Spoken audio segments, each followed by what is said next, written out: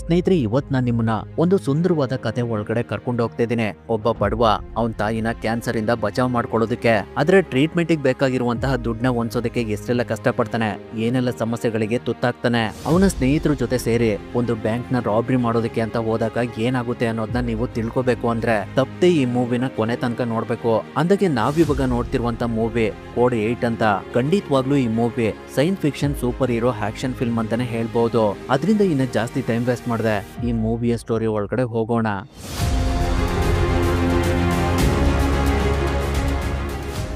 ಕತೆ ಶುರುವಾದಾಗ ಒಂದು ಅನೌನ್ಸ್ಮೆಂಟ್ ಮಾಡ್ತಾ ಇರ್ತಾರೆ. ಅದೇನಂದ್ರೆ ಯಾರ್ಯಾರ ಹತ್ರ ಸ್ಪೆಷಲ್ ಪವರ್ ಇದೆ ಅವ್ರುಗಳು ಬಂದು ಗೌರ್ಮೆಂಟ್ ನಲ್ಲಿ ರಿಜಿಸ್ಟರ್ ಮಾಡ್ಕೊಳ್ಳಿ ಅಂತ. ಅದೇ ರೀತಿ ನ್ಯೂಸ್ ನಲ್ಲಿ ಎಲೆಕ್ಟ್ರಿಕ್ ಪವರ್ ಇರೋರ್ಗೆ ಬೇಡಿಕೆ ಜಾಸ್ತಿ ಇದೆ. ಇತ್ತೀಚಿನ ದಿನಗಳಲ್ಲಿ ಸ್ಪೆಷಲ್ ಪವರ್ ಇರೋರ್ಗೆ ಜನಗಳು ಎದುರದೆ ಅವ್ರಗಳ ಜೊತೆ ಸೇರಿ ಆ ಪವರ್ ನ ಯೂಸ್ ಮಾಡ್ಕೊಂಡು ಕೆಲಸ ಮಾಡೋದಕ್ಕೆ ಸ್ಟಾರ್ಟ್ ಮಾಡಿದ್ದಾರೆ. ಈ ಸ್ಪೆಷಲ್ ಪವರ್ ಕೆಲವರಿಗೆ ಎಲ್ಲಿಂದ ಬಂತು, ಹೇಗ್ ಬಂತು ಅನ್ನೋದು ಯಾರಿಗೂ ಗೊತ್ತಿಲ್ಲ. ಈ ಸ್ಪೆಷಲ್ ಪವರ್ ಇರುವಂತ ಮನುಷ್ಯರು ಎಲ್ಲ ಸೆಕ್ಟರ್ ಗಳಲ್ಲಿ ಕೆಲಸ ಮಾಡ್ತಿದ್ದಾರೆ. ಆದ್ರೆ ದಿನ ಕಳಿತಾ ಸ್ಪೆಷಲ್ ಪವರ್ ಇರೋ ಬೇಡಿಕೆ ಕಮ್ಮಿ ಆಗ್ತಾ ಇದೆ. ಕಾರಣ ತಂತ್ರಜ್ಞಾನ. ಎಲ್ಲ ಸೆಕ್ಟರ್ಸ್ ಗಳಲ್ಲಿ ಮಿಷಿನರೀಸ್ ಗಳ ಬಳಕೆ ಜಾಸ್ತಿ ಆಗ್ತಿರೋದ್ರಿಂದ ತುಂಬಾ ಜನ ಕೆಲಸ ಕಳ್ಕೊಳ್ತಾ ಇದಾರೆ. ನಿರುದ್ಯೋಗ ಸಮಸ್ಯೆ ಎಲ್ಲ ಕಡೆ ಹೆಚ್ಚಾಗ್ತಾ ಇದೆ. ಹಾಗಾಗಿ ತುಂಬಾ ಜನ ತಪ್ಪದಾರಿ ತುಳಿತಾ ಇದಾರೆ.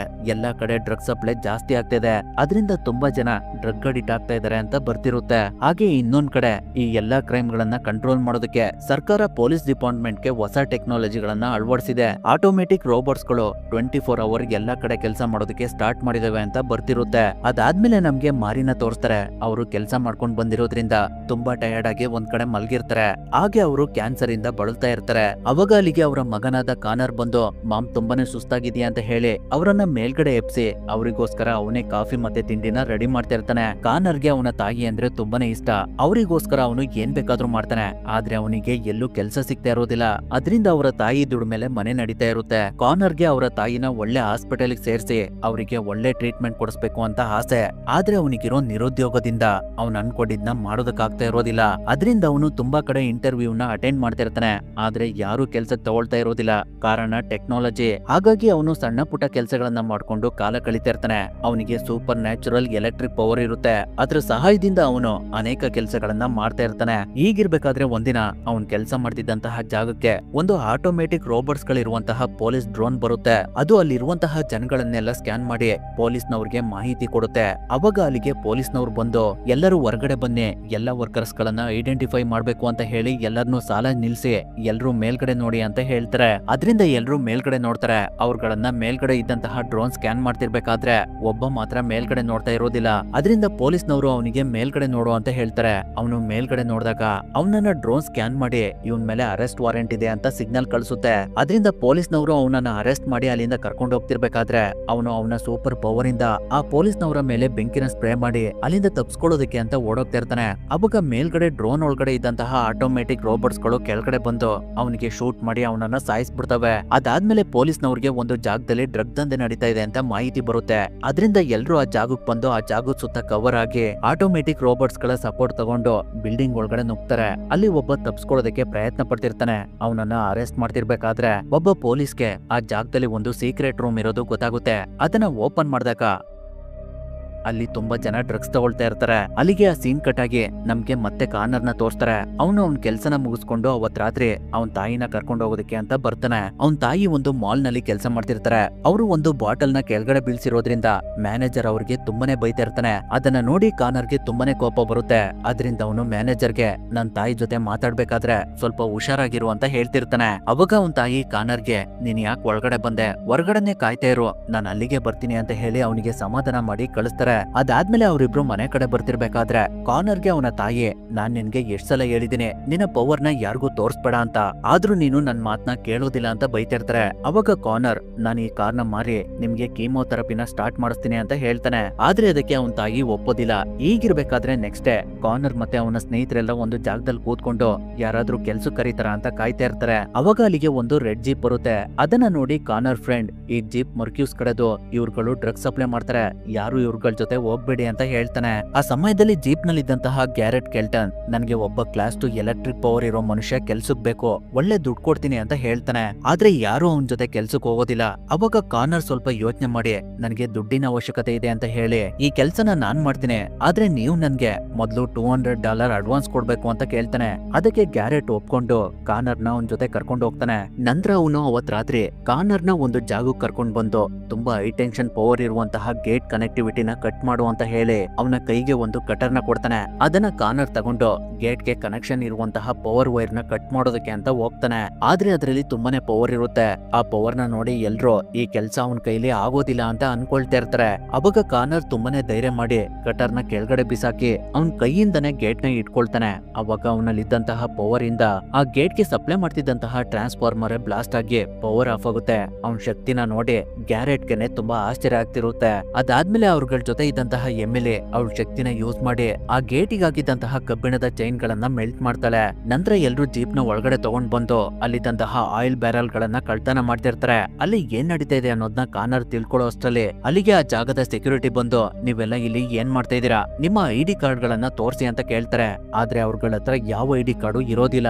ಅದರಿಂದ ಆ ಸೆಕ್ಯೂರಿಟಿ ವಾಕಿನಲ್ಲಿ ಪೊಲೀಸ್ಗೆ ಇನ್ಫಾರ್ಮ್ ಮಾಡೋದಕ್ಕೆ ನೋಡ್ತಾರೆ. ಅಷ್ಟರಲ್ಲಿ ಗ್ಯಾರೆಟ್ ಅವನ ಶಕ್ತಿನ ಯೂಸ್ ಮಾಡಿ ಅವ್ರ ಹತ್ರ ಇದ್ದಂತಹ ವಾಕಿನ ಕಿತ್ಕೊಳ್ತಾನೆ. ಅವ್ರಗಳಿಗಿರುವಂತ ಪವರ್ ನ ನೋಡಿ ಆ ಸೆಕ್ಯೂರಿಟಿ ನಾನಿಲ್ಲಿ ಏನು ನೋಡಿಲ್ಲ ಅಂತ ಹೇಳ್ತಾರೆ. ಅದರಿಂದ ಗ್ಯಾರೆಟ್ ಅವರಿಗೆ ಏನು ಮಾಡ್ದೆ ಅವರನ್ನ ಒಂದು ಬಾಕ್ಸ್ ಒಳಗಡೆ ಕೂಡಾಕಿ ಎಲ್ರು ಇಮಿಡಿಯೇಟ್ ಆಗಿ ಅಲ್ಲಿಂದ ಹೊರಡ್ತಾರೆ. ಆದ್ರೆ ಅವ್ರುಗಳು ಅಲ್ಲಿ ಕಳ್ತನ ಮಾಡಿದ್ದು ಪೊಲೀಸ್ನವ್ರಿಗೆ ಗೊತ್ತಾಗ್ಬಿಡುತ್ತೆ. ಅದರಿಂದ ಅವರು ಇವ್ರುಗಳನ್ನ ಹಿಡಿಯೋದಕ್ಕೆ ಅಂತ ಡ್ರೋನ್ ಗಳನ್ನ ಕಳಿಸ್ತಾರೆ. ಆ ಸಮಯದಲ್ಲಿ ಕಾನರ್ ಗ್ಯಾರೆಟ್ಗೆ ನನ್ ದುಡ್ಡನ್ನ ನನಗೆ ಕೊಟ್ಬಿಡಿ, ನಾನು ಇಲ್ಲೇ ಇಳ್ಕೊಳ್ತೀನಿ ಅಂತ ಹೇಳ್ತಾನೆ. ಆದ್ರೆ ಅದಕ್ಕೆ ಗ್ಯಾರೆಟ್ ನಮ್ ಕೆಲ್ಸ ಇನ್ನು ಕಂಪ್ಲೀಟ್ ಆಗಿಲ್ಲ ಅಂತ ಹೇಳ್ತಾನೆ. ಅಷ್ಟೇ ಅವ್ರಗಳ ಹತ್ರ ರೋಬೋಟ್ ಗಳಿರುವಂತಹ ಡ್ರೋನ್ ಬಂದೇ ಬಿಡುತ್ತೆ. ಅದು ಅವ್ರಗಳನ್ನ ಪತ್ತೆ ಮಾಡುವಷ್ಟಲ್ಲೇ ಗ್ಯಾರೆಟ್ ಜೀಪ್ ನ ಒಂದ್ ಕಡೆ ನಿಲ್ಸಿ ಅದಕ್ಕೆ ಹಾಕಿರುವಂತಹ ಕವರ್ ಗಳನ್ನ ರಿಮೂವ್ ಮಾಡ್ತಾರೆ. ಅವಾಗ ಆ ಜೀಪ್ ಕಂಪ್ಲೀಟ್ ಆಗಿ ವೈಟ್ ಆಗ್ಬಿಡುತ್ತೆ. ಅದರಿಂದ ಪೊಲೀಸ್ ಡ್ರೋನ್ ಅವರ ಜೀಪ್ ನ ಪತ್ತೆ ಮಾಡೋದಿಲ್ಲ. ನಂತರ ಅವ್ರುಗಳು ಆ ಜೀಪ್ ನ ಒಂದು ಜಾಗಕ್ಕೆ ತಗೊಂಡ್ ಬಂದು ರೀನೋ ಹತ್ರ ನಮ್ ಕೆಲ್ಸ ಆಯ್ತು, ಮರ್ಕ್ಯೂಸ್ ಎಲ್ಲಿ ಅಂತ ಕೇಳ್ತಾರೆ. ಅದರಿಂದ ಅವನು ಅವ್ರಗಳನ್ನ ಮರ್ಕ್ಯೂಸ್ ಹತ್ರ ಕರ್ಕೊಂಡು ಹೋಗ್ತಾನೆ. ಆ ಸಮಯದಲ್ಲಿ ಮರ್ಕ್ಯೂಸ್ ಒಬ್ಬ ಶ್ರೀಮಂತ ವ್ಯಕ್ತಿ ಜೊತೆ ಮಾತಾಡ್ತಿರ್ತಾನೆ. ಅವನು ಮರ್ಕ್ಯೂಸ್ಗೆ ಆದಷ್ಟು ಬೇಗ ನೀನು ಮಾಲ್ನ ನಮಗ್ ಕೊಡ್ಲಿಲ್ಲ ಅಂದ್ರೆ ನನ್ ದುಡ್ಡನ್ನ ನನಗ್ ವಾಪಸ್ ಕೊಟ್ಬಿಡು, ಇಲ್ಲ ಅಂದ್ರೆ ನಿನ್ ಕತೆನ ಮ್ಯಾಡಿ ನೋಡ್ಕೊಳ್ತಾಳೆ ಅಂತ ಹೇಳ್ತಿರ್ತಾರೆ. ಅದರಿಂದ ಮರ್ಕ್ಯೂಸ್ ತುಂಬಾನೇ ಟೆನ್ಷನ್ ಆಗ್ತಿರ್ತಾನೆ. ಈಗಿರ್ಬೇಕಾದ್ರೆ ರೀನೋ ಎಲ್ಲರನ್ನೂ ಮರ್ಕ್ಯೂಸ್ ಹತ್ರ ಕರ್ಕೊಂಡ್ ಬರ್ತಾನೆ. ಅವಾಗ ಅವನು ಕಾನರ್ನ ನೋಡಿ ಇವನು ಯಾರು ಅಂತ ಕೇಳ್ತಾನೆ. ಅದಕ್ಕೆ ಗ್ಯಾರೆಟ್ ಇವನ ಹೆಸರು ಕಾನರ್ ಅಂತ ಅವನಿಗೆ ಪರಿಚಯ ಮಾಡ್ಕೊಡ್ತಾನೆ. ಮರ್ಕ್ಯೂಸ್ ಕಾನರ್ ನಲ್ಲಿರುವಂತ ಶಕ್ತಿನ ನೋಡಿ ಇವನು ಕೆಲ್ಸಕ್ ಬರ್ತಾನೆ. ಇವನಿಗೆ ಏನ್ ಬೇಕಾದ್ರೂ ವ್ಯವಸ್ಥೆ ಮಾಡಿ ಅಂತ ನೇಯಾಗಿ ಹೇಳ್ತಾನೆ. ಅದರಿಂದ ಅವಳು ಕಾನರ್ನ ಕ್ಲಬ್ ಒಳಗಡೆ ಕರ್ಕೊಂಡೋಗಿ ನಿನ್ಗೆ ಏನ್ ಬೇಕೋ ಅದನ್ನ ತಗೋ ಅಂತ ಹೇಳ್ತಿರ್ತಾಳೆ. ನಂತರ ಪಾರ್ಟಿ ಎಲ್ಲ ಮುಗಿದ್ಮೇಲೆ ಗ್ಯಾರೆಟ್ ಕಾನರ್ನ ವಾಪಸ್ ಅವನ್ ಜಾಗಕ್ಕೆ ಕರ್ಕೊಂಡ್ ಬಂದು ಬಿಡ್ತಾನೆ. ಅವಾಗ ಕಾನರ್ ಕಾರಿಂದ ಕೆಳಗಡೆ ಇಳಿದು ಮನೆ ಕಡೆ ಹೋಗ್ತಿರ್ಬೇಕಾದ್ರೆ ಗ್ಯಾರೆಟ್ ಅವನಿಗೆ ಕಾನರ್ ಇನ್ನೊಂದು ತುಂಬಾ ಮುಖ್ಯವಾದ ಕೆಲಸ ಇದೆ, ಅದಕ್ಕೆ ನೀನೇನಾದ್ರೂ ಬಂದ್ರೆ ಇವತ್ತಿಗಿಂತ ಜಾಸ್ತಿ ಹಣ ಸಿಗುತ್ತೆ ಅಂತ ಹೇಳಿ ಅವನು ಕಾನರ್ಗೆ $300 ಎಕ್ಸ್ಟ್ರಾ ಕೊಟ್ಟು ಮಿಸ್ ಮಾಡ್ಕೊಳ್ಬೇಡ ಅಂತ ಹೇಳಿ ಅವನು ಅಲ್ಲಿಂದ ಹೋಗ್ತಾನೆ. ಈಗಿರ್ಬೇಕಾದ್ರೆ ನೆಕ್ಸ್ಟ್ ಡೇ ಮತ್ತೆ ಕಾನರ್ ಅವನ ಸ್ನೇಹಿತರ ಜೊತೆ ಕೆಲ್ಸಕ್ಕೆ ಹೋಗೋದಕ್ಕೆ ಅಂತ ಕಾಯ್ತಾ ಇರ್ತಾನೆ. ಅವತ್ತು ಕೂಡ ಗ್ಯಾರೆಟ್ ಆ ಜಾಗಕ್ಕೆ ಬಂದು ಕಾನರ್ನ ಅಲ್ಲಿಂದ ಕರ್ಕೊಂಡು ಹೋಗ್ತಾನೆ. ನಂತರ ಅವ್ರುಗಳು ಒಂದು ಹೋಟೆಲ್ ನಲ್ಲಿ ತಿಂಡಿ ತಿಂತಾ ಇರ್ಬೇಕಾದ್ರೆ ಗ್ಯಾರೆಟ್ ಕಾನರ್ಗೆ ನೀನು ನೋಡಿದ್ರೆ ಒಳ್ಳೆ ಹುಡುಗ ಅಂತ ಕಾಣಿಸುತ್ತೆ, ಆದ್ರೂ ಕೂಡ ನೀನು ನಮ್ಗಳ ಜೊತೆ ಯಾಕೆ ಸೇರ್ಕೊಂಡೆ ಅಂತ ಕೇಳ್ತಾನೆ. ಅದಕ್ಕೆ ಕಾನರ್ ನನ್ಗೆ ದುಡ್ಡಿನ ಅವಶ್ಯಕತೆ ತುಂಬಾನೇ ಇದೆ, ನನ್ ತಾಯಿಗೆ ಕ್ಯಾನ್ಸರ್ ಇದೆ, ಅವರನ್ನ ನಾನು ಉಳಿಸ್ಕೋಬೇಕು ಅಂತ ಹೇಳ್ತಾನೆ. ಆ ಮಾತನ್ನ ಕೇಳಿ ಗ್ಯಾರೆಟ್ ಕಾನರ್ನ ಒಂದು ಕಾರ್ ಹತ್ರ ಕರ್ಕೊಂಡ್ ಬಂದು ನಮ್ಗೆ ಇವಾಗ ಈ ಕಾರಿನ ಅವಶ್ಯಕತೆ ಇದೆ, ಇದನ್ನ ಅನ್ಲಾಕ್ ಮಾಡು ಅಂತ ಹೇಳ್ತಾನೆ. ಆದ್ರೆ ಅದಕ್ಕೆ ಕಾನರ್ ಒಪ್ಪೋದಿಲ್ಲ. ಅವಾಗ ಗ್ಯಾರೆಟ್ ಅವನಿಗೆ ನಿನ್ಗೆ ದುಡ್ಡು ಬೇಕು ಅಂದ್ರೆ ನಾನು ಏನ್ ಹೇಳ್ತೀನೋ ಅದನ್ನ ಮಾಡು ಅಂತ ಹೇಳ್ತಾನೆ. ಅದರಿಂದ ಕಾನರ್ಗೆ ಬೇರೆ ದಾರಿ ಇಲ್ದೆ ಅವನ ಹತ್ರ ಇರುವಂತಹ ಎಲೆಕ್ಟ್ರಿಕ್ ಪವರ್ ನ ಯೂಸ್ ಮಾಡ್ಕೊಂಡು ಆ ಕಾರ್ನ ಅನ್ಲಾಕ್ ಮಾಡ್ತಾನೆ. ನಂತರ ಅವರಿಬ್ರು ಕಾರ್ನಲ್ಲಿ ಹೋಗ್ತಿರ್ಬೇಕಾದ್ರೆ ಗ್ಯಾರೆಟ್ ಕಾನರ್ಗೆ ನನ್ಗೆ ನಿನ್ನ ಸಮಸ್ಯೆ ಅರ್ಥ ಆಗುತ್ತೆ, ನಮ್ಮೆಲ್ಲರಿಗೂ ದುಡ್ಡಿನ ಅವಶ್ಯಕತೆ ತುಂಬಾನೇ ಇದೆ, ಅದ್ರಿಂದ ನಾನೊಂದು ಪ್ಲಾನ್ ಮಾಡಿದ್ದೀನಿ. ಅದೇನಂದ್ರೆ ನಾವೆಲ್ಲ ಸೇರ್ಕೊಂಡು ಒಂದು ಬ್ಯಾಂಕ್ ನ ರಾಬರಿ ಮಾಡೋಣ, ಅವಾಗ್ಲಾದ್ರೂ ನಮ್ಮ ಲೈಫು ಸೆಟ್ಲ್ ಆಗಬಹುದು ಅಂತ ಹೇಳಿ ಅವನು ಕಾನರ್ನ ಒಂದು ಜಾಗಕ್ಕೆ ಕರ್ಕೊಂಡ್ ಬಂದು ಅವನ ಎಲೆಕ್ಟ್ರಿಕ್ ಪವರ್ ಎಷ್ಟಿದೆ ಅನ್ನೋದನ್ನ ಚೆಕ್ ಮಾಡ್ತಿರ್ತಾನೆ. ಹಾಗೆ ಅವನು ಕಾನರ್ ಕೈಯಿಂದ ತುಂಬಾ ಇಲ್ಲಿಗಲ್ ಕೆಲಸಗಳನ್ನ ಮಾಡಿಸ್ತಾ ಇರ್ತಾನೆ. ನಿನ್ನಲ್ಲಿ ಒಳ್ಳೆ ಎಲೆಕ್ಟ್ರಿಕ್ ಪವರ್ ಇದ್ರು ಕೂಡ ಯಾಕೆ ನೀನು ಇನ್ನು ಬಡಸ್ತಂದಲೇ ಇದೆಯಾ, ನಿನ್ಗೆ ಹೇಗ್ ಅನ್ಸುತ್ತೋ ಹಾಗೆ ಬದುಕೋದನ್ನ ಕಲಿ, ಇಲ್ಲಿ ಯಾರಿಗೂ ಎದುರಬೇಕಾದಂತ ಅವಶ್ಯಕತೆ ಇಲ್ಲ, ನಮ್ಗೆ ನಾವೇ ಲೀಡರ್ ಆಗ್ಬೇಕು ಅಂತ ಮೋಟಿವೇಟ್ ಮಾಡ್ತಾ ಇರ್ತಾನೆ. ಅದರಿಂದ ಕಾನರ್ ಒಂದಿನ ಅವನ ತಾಯಿಗೆ ಕಿರುಕುಳ ಕೊಡ್ತಿದ್ದಂತಹ ಮ್ಯಾನೇಜರ್ ಹತ್ರ ಬಂದು ಅವನಿಗೆ ಸ್ವಲ್ಪ ಪಾಠ ಕಲ್ಸಿ ಹೋಗ್ತಾನೆ. ಅದರಿಂದ ಆ ಮ್ಯಾನೇಜರ್ ಅವತ್ತಿಂದ ಅವನ ತಾಯಿ ಜೊತೆ ಕೂಗಾಡೋದು ಮತ್ತೆ ಕಿರ್ಚಾಡೋದನ್ನ ನಿಲ್ಲಿಸ್ತಾನೆ. ಈಗಿರ್ಬೇಕಾದ್ರೆ ಒಂದಿನ ರಾತ್ರಿ ಕಾನರ್ ಅವನ ತಾಯಿ ಹತ್ರ ಹೋಗಿ ಮಾಮ್ ನನಗೆ ಕೆಲ್ಸ ಸಿಕ್ತು, ಇನ್ಮೇಲೆ ನಮ್ಮ ಸಮಸ್ಯೆಗಳೆಲ್ಲ ಬಗೆಹರಿತವೆ ಅಂತ ಹೇಳ್ತಾನೆ. ಅದರಿಂದ ಅವನ ತಾಯಿ ತುಂಬಾನೇ ಖುಷಿ ಪಡ್ತಾರೆ. ನಂತರ ನೆಕ್ಸ್ಟ್ ಡೇ ಗ್ಯಾರೆಟ್ ಕಾನರ್ನ ಒಂದು ಬ್ಯಾಂಕ್ ಒಳಗಡೆ ಕರ್ಕೊಂಡ್ ಬಂದು ಅಲ್ಲಿ ಎಷ್ಟು ಕ್ಯಾಮ್ರಾಗಳಿದಾವೆ, ಎಷ್ಟು ಜನ ಗಾರ್ಡ್ಸ್ ಗಳಿದ್ದಾರೆ, ಆ ಬ್ಯಾಂಕ್ ನ ಲಾಕರ್ ಎಲ್ಲಿದೆ, ಅದನ್ನ ಓಪನ್ ಮಾಡೋದಕ್ಕೆ ಏನೆಲ್ಲ ಪಾಸ್ವರ್ಡ್ ಗಳನ್ನ ಯೂಸ್ ಮಾಡ್ತಾರೆ ಅನ್ನೋದನ್ನ ತಿಳ್ಕೊತಾರೆ. ಆ ವಿಷಯನೆಲ್ಲ ಅವರು ಅವರ ಟೀಮ್ ಜೊತೆ ಡಿಸ್ಕಸ್ ಮಾಡಿ ಒಂದು ಪ್ಲಾನ್ ಮಾಡಿ ಒಂದಿನ ರಾತ್ರಿ ಆ ಬ್ಯಾಂಕ್ ನಲ್ಲಿ ಕಸ್ಟಮರ್ ಗಳು ಕಮ್ಮಿ ಇರೋದನ್ನ ಅಬ್ಸರ್ವ್ ಮಾಡಿ ಆ ಬ್ಯಾಂಕ್ ನ ಲೂಟ್ ಮಾಡೋದಕ್ಕೆ ಅಂತ ಎಲ್ರು ಮಾಸ್ಕ್ ಹಾಕೊಂಡು ಬ್ಯಾಂಕ್ ಒಳಗಡೆ ನುಗ್ತಾರೆ. ಅವ್ರುಗಳು ಮೊದ್ಲೇ ಪ್ಲಾನ್ ಮಾಡಿದ ರೀತಿ ಆ ಬ್ಯಾಂಕ್ ನಲ್ಲಿದ್ದಂತಹ ಗಾರ್ಡ್ಸ್ ಗಳಿಗೆ ಮೊದಲು ಪ್ರಜ್ಞೆ ತಪ್ಪಿಸಿ ಅಲ್ಲಿದ್ದಂತಹ ಕಸ್ಟಮರ್ ಗಳನ್ನೆಲ್ಲ ಕೆಳಗಡೆ ಮಲಗಿಸಿ ನಂತರ ಕಾನರ್ ಅವನ ಶಕ್ತಿಯಿಂದ ಆ ಬ್ಯಾಂಕ್ ಲಾಕರ್ ಗೆ ಶಾರ್ಟ್ ಸರ್ಕ್ಯೂಟ್ ಮಾಡಿ ಪವರ್ ಸಿಸ್ಟಮ್ ನ ಆಫ್ ಮಾಡ್ತಾನೆ.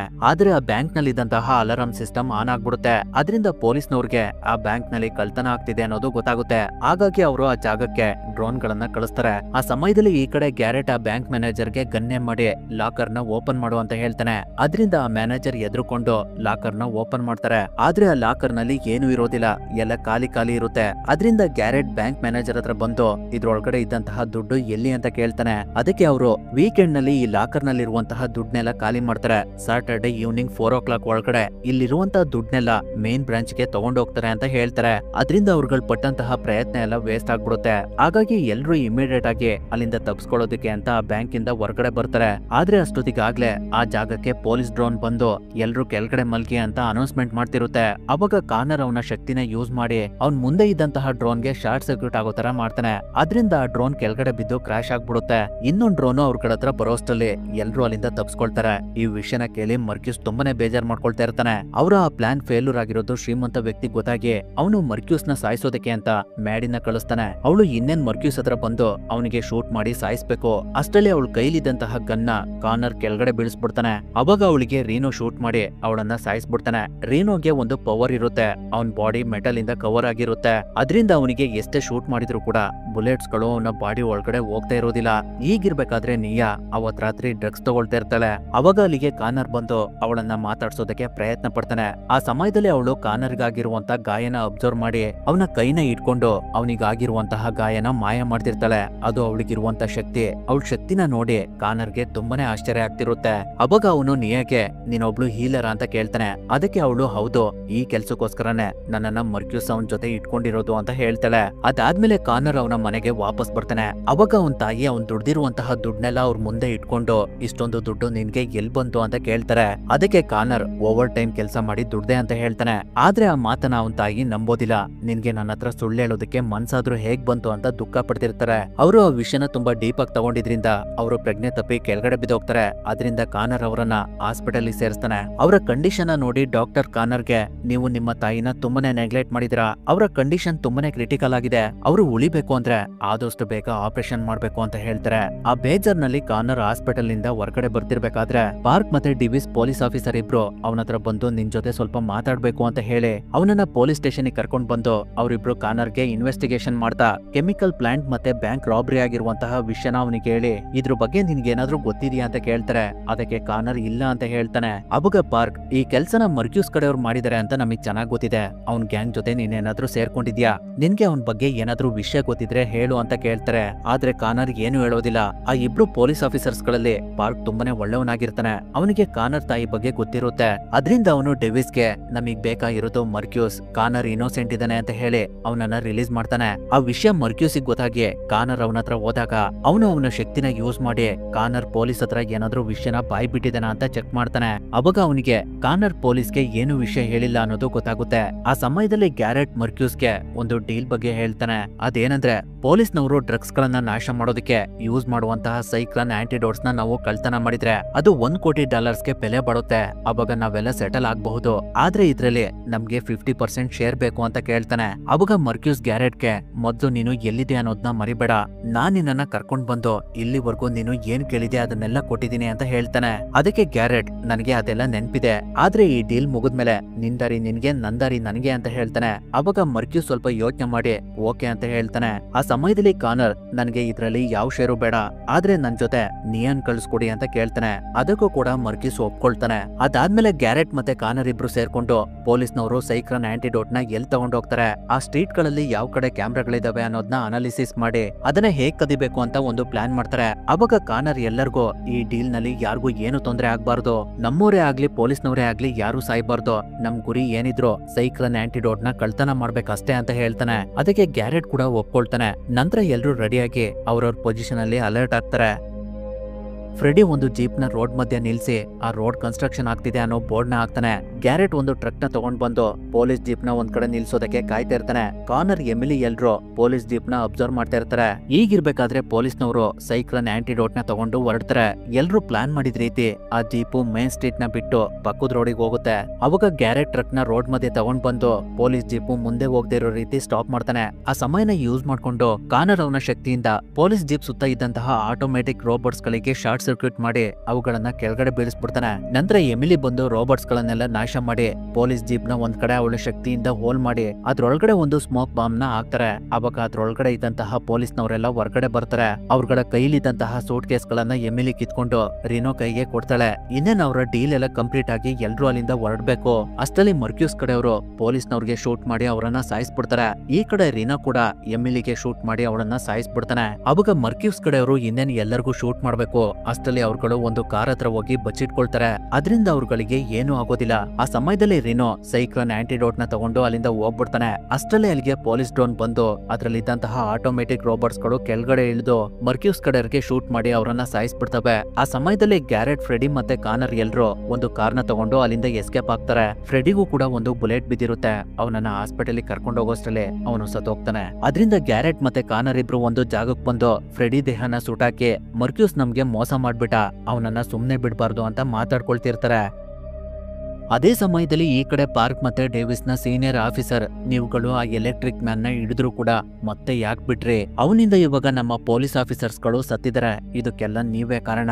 ಆದಷ್ಟು ಬೇಗ ನೀವು ಅವನನ್ನ ಹಿಡಿಲಿಲ್ಲ ಅಂದ್ರೆ ನಿಮ್ಗಳ ಕೆಲಸ ಹೋಗುತ್ತೆ ಅಂತ ಹೇಳ್ತಿರ್ತಾರೆ. ಇನ್ನೊಂದ್ ಕಡೆ ಕಾನರ್ ನ ತಾಯಿಯ ಕಂಡೀಷನ್ ತುಂಬಾನೇ ಕ್ರಿಟಿಕಲ್ ಆಗಿರುತ್ತೆ. ಆದ್ರಿಂದ ಅವನ ತಾಯಿಗೆ, ಮಾಮ್ ನನ್ ಮೇಲೆ ಭರವಸೆ ಇಡಿ, ನಾನು ಖಂಡಿತವಾಗ್ಲೂ ನಿಮ್ಮನ್ನ ಉಳಿಸ್ಕೊಳ್ತೀನಿ ಅಂತ ಹೇಳ್ತಿರ್ತಾನೆ.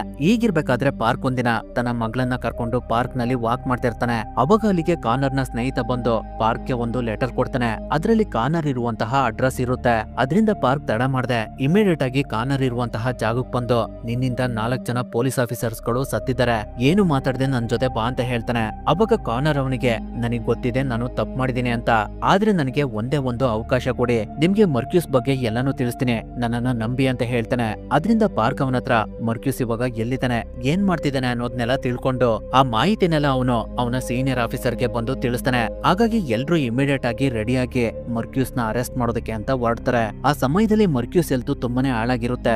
ಅದರಿಂದ ಅವನು ನಿಯಾಗೆ ಗನ್ನೆ ಮಾಡಿ ನನ್ಗೆ ಹೀಲಿಂಗ್ ಮಾಡು ಅಂತ ಹೇಳ್ತಿರ್ತಾನೆ. ಅಷ್ಟರಲ್ಲಿ ಅಲ್ಲಿ ಪವರ್ ಹೋಗುತ್ತೆ. ಯಾಕಂದ್ರೆ ಅಷ್ಟೊತ್ತಿಗಾಗ್ಲೇ ಆ ಜಾಗಕ್ಕೆ ಪೊಲೀಸ್ನವ್ರು ಬಂದು ಅಲ್ಲಿದ್ದವ್ರ ಮೇಲೆ ಶೂಟ್ ಮಾಡೋದಕ್ಕೆ ಸ್ಟಾರ್ಟ್ ಮಾಡ್ತಾರೆ. ಅವಾಗ ಮರ್ಕ್ಯೂಸ್ ಇಮಿಡಿಯೇಟ್ ಆಗಿ ಸೈಕ್ಲನ್ ಆಂಟಿಡೋಟ್ ಇರುವಂತಹ ಸೂಟ್ ಕೇಸ್ ನ ತಗೊಂಡು ಹಿಂದ್ಗಡೆಯಿಂದ ಎಸ್ಕೇಪ್ ಆಗೋದಕ್ಕೆ ಅಂತ ಓಡೋಗ್ತಾ ಇರ್ತಾನೆ. ಅಷ್ಟರಲ್ಲಿ ಅಲ್ಲಿಗೆ ಗ್ಯಾರೆಟ್ ಬಂದು ಮರ್ಕ್ಯೂಸ್ಗೆ ಶೂಟ್ ಮಾಡಿ ರಿನಾಗೂ ಕೂಡ ಶೂಟ್ ಮಾಡ್ತಾನೆ. ಆದ್ರೆ ಅವನ್ ಬಾಡಿ ಮೆಟಲ್ ಇಂದ ಕೂಡಿರೋದ್ರಿಂದ ಅವನಿಗೆ ಏನೂ ಆಗೋದಿಲ್ಲ. ಅವನು ಗ್ಯಾರೆಟ್ ಜೊತೆ ಫೈಟ್ ಮಾಡೋದಕ್ಕೆ ಅಂತ ಬರ್ತಾನೆ. ಅವಾಗ ಗ್ಯಾರೆಟ್ ಅವನ ಶಕ್ತಿನ ಯೂಸ್ ಮಾಡಿ ರಿನೋನ ಹೋಲ್ಡ್ ಮಾಡ್ತಾ ಇರ್ತಾನೆ. ಆ ಸಮಯದಲ್ಲಿ ಅಲ್ಲಿಗೆ ಕಾನರ್ ಕೂಡ ಬರ್ತಾನೆ. ಅವ್ರುಗಳು ಫೈಟ್ ಮಾಡ್ತಿರ್ಬೇಕಾದ್ರೆ ಮರ್ಕ್ಯೂಸ್ ನಿಯಾಗೆ ನನ್ನನ್ನ ಹೀಲ್ ಮಾಡು ಅಂತ ಹೇಳ್ತಿರ್ತಾನೆ. ಈ ಕಡೆ ಕಾನರ್ ಮತ್ತೆ ಗ್ಯಾರೆಟ್ ಇಬ್ರು ಸೇರ್ಕೊಂಡು ರಿನೋಗೆ ಎಷ್ಟೇ ಹೊಡೆದ್ರು ಕೂಡ ಅವನಿಗೆ ಏನೂ ಆಗ್ತಾ ಇರೋದಿಲ್ಲ. ಅವಾಗ ಗ್ಯಾರೆಟ್ ಒಂದು ಪ್ಲಾನ್ ಮಾಡಿ ಒಂದು ಮೆಟಲ್ ಪೀಸ್ ನ ತಗೊಂಡ್ ಬಂದು ನೇರವಾಗಿ ರಿನೋ ಕಣ್ಣಿಗೆ ಚುಚ್ಬಿಡ್ತಾನೆ. ಅದನ್ನ ನೋಡಿ ಕಾನರ್ ಅದರ ಮೂಲಕ ಎಲೆಕ್ಟ್ರಿಕ್ ಪವರ್ ನ ರಿನೋ ಬಾಡಿ ಒಳಗಡೆ ಸ್ಪ್ರೆಡ್ ಮಾಡಿ ಅವನನ್ನ ಸಾಯಿಸ್ಬಿಡ್ತಾನೆ. ನಂತರ ಗ್ಯಾರೆಟ್ ಮರ್ಕ್ಯೂಸ್ ಕೈನಲ್ಲಿದ್ದಂತಹ ಸೂಟ್ ಕೇಸ್ ನ ಕಿತ್ಕೊಂಡು ಅವನ ಪವರ್ ನ ಯೂಸ್ ಮಾಡಿ ಮರ್ಕ್ಯೂಸ್ ಕತ್ತನ ಇಸ್ಕಿ ಅವನನ್ನ ಸಾಯಿಸ್ಬಿಡ್ತಾನೆ. ಅವಾಗ ಕಾನರ್ ನಿಯಾಗೆ, ಒಂದ್ಸಲ ನನ್ನ ತಾಯಿನ ಬದುಕಿಸ್ಬಿಡು, ಅದಾದ್ಮೇಲೆ ನಿನ್ ದಾರಿ ನಿನ್ಗೆ ಅಂತ ಹೇಳ್ತಿರ್ತಾನೆ. ಅದಕ್ಕೆ ನಿಯಾ, ಅದು ಹೇಗ್ ಸಾಧ್ಯ ಕಾನರ್, ನಾನು ಯಾರಿಗೆ ಹೀಲಿಂಗ್ ಮಾಡ್ತೀನಿ ಅವ್ರಿಗಿರುವಂತ ಸಮಸ್ಯೆ ನನಗ್ ಬರುತ್ತೆ ಅಂತ ಹೇಳಿ ಕಾನರ್ಗಾಗಿದ್ದಂತಹ ಗಾಯನ ತೋರಿಸ್ತಾಳೆ. ಆ ಗಾಯ ಅವಳಿಗೆ ಕಾನರ್ಗೆ ಹೀಲಿಂಗ್ ಮಾಡಿದಾಗ ಟ್ರಾನ್ಸ್ಫರ್ ಆಗಿರುತ್ತೆ. ಆದ್ರೂ ಕೂಡ ಕಾನರ್ ಅವನ ತಾಯಿ ಪ್ರೀತಿಗೆ ಕುರುಡಾಗಿ ನಿಯಾನ ಹಾಸ್ಪಿಟಲ್ ಕರ್ಕೊಂಡ್ ಬಂದು ನನ್ ತಾಯಿ ಕಾಯಿಲೆನ ಹುಷಾರ್ ಮಾಡು ಅಂತ ಹೇಳ್ತಿರ್ತಾನೆ. ಅವಾಗ ನಿಯಾಗೆ ಬೇರೆ ವಿಧಿ ಇಲ್ದೆ ಅವಳು ಕಾನರ್ ತಾಯಿಗೆ ಹೀಲಿಂಗ್ ಮಾಡೋದಕ್ಕೆ ಸ್ಟಾರ್ಟ್ ಮಾಡ್ತಾಳೆ. ಅದರಿಂದ ಕಾನರ್ ತಾಯಿಗಿದ್ದಂತಹ ಡಿಸೀಸ್ ನಿಯಾಗೆ ಟ್ರಾನ್ಸ್ಫರ್ ಆಗ್ತಿರುತ್ತೆ. ಹಾಗಾಗಿ ಅವಳ ಶಕ್ತಿ ಎಲ್ಲ ಕಮ್ಮಿ ಆಗ್ತಾ ಇರುತ್ತೆ. ಅದನ್ನ ನೋಡಿ ಕಾನರ್ ಅವನ ಮನಸ್ಸನ್ನ ಬದಲಾಯಿಸ್ಕೊಂಡು ನಿಯಾಗೆ ಹೀಲಿಂಗ್ ಮಾಡೋದನ್ನ ಸ್ಟಾಪ್ ಮಾಡು ಅಂತ ಹೇಳ್ತಾನೆ. ನಂತರ ಅವನು ನಿಯಾನ ಸಿಟಿ ಒಳಗಡೆ ಕರ್ಕೊಂಡ್ ಬಂದು, ನಾನ್ ನಿನ್ನ ಹತ್ರ ರೋಡ್ ಆಗಿ ಬಿಹೇವ್ ಮಾಡಿದ್ಕೆ ದಯವಿಟ್ಟು ನನ್ನನ್ನ ಕ್ಷಮಿಸು, ಈ ಜೀಪ್ಗೆ ಫುಲ್ ಟ್ಯಾಂಕ್ ಪೆಟ್ರೋಲ್ ಹಾಕ್ಸಿದೀನಿ, ನಿನ್ಗೆ ಎಲ್ಲಿಗೆ ಹೋಗ್ಬೇಕು ಅಂತ ಅನ್ಸುತ್ತೆ ಅಲ್ಲಿಗೆ ಹೋಗು ಅಂತ ಹೇಳ್ತಿರ್ತಾನೆ. ಇನ್ನೊಂದ್ ಕಡೆ ಗ್ಯಾರೆಟ್ ಅವ್ರು ಕದ್ದಿರುವಂತಹ ಮಾಲ್ನ ಶ್ರೀಮಂತ ವ್ಯಕ್ತಿ ಕೊಟ್ಟು ಒಳ್ಳೆ ದುಡ್ಡು ಮಾಡ್ತಾನೆ. ಹೀಗೆ ಸ್ವಲ್ಪ ದಿನ ಕಳೆಯುತ್ತೆ. ಅಷ್ಟೊತ್ತಿಗಾಗ್ಲೇ ಕಾನರ್ನ ತಾಯಿ ತೀರ್ಕೊಂಡಿರ್ತಾರೆ. ಆದ್ರಿಂದ ಕಾನರ್ ಅವರ ಸಮಾಧಿ ಹತ್ರ ಬಂದು ಅವರನ್ನ ಸ್ಮರಿಸ್ತಾ ಇರ್ತಾನೆ. ಅಲ್ಲಿಗೆ ಈ ಮೂವಿ ಎಂಡ್ ಆಗುತ್ತೆ.